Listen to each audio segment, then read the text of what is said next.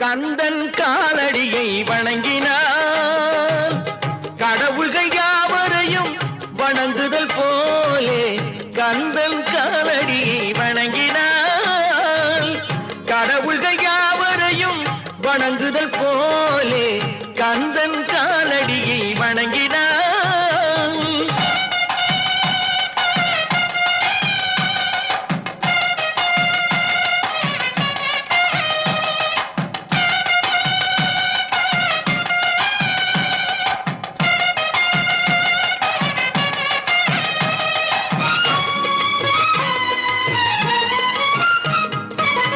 தந்தை பரமனுக்கு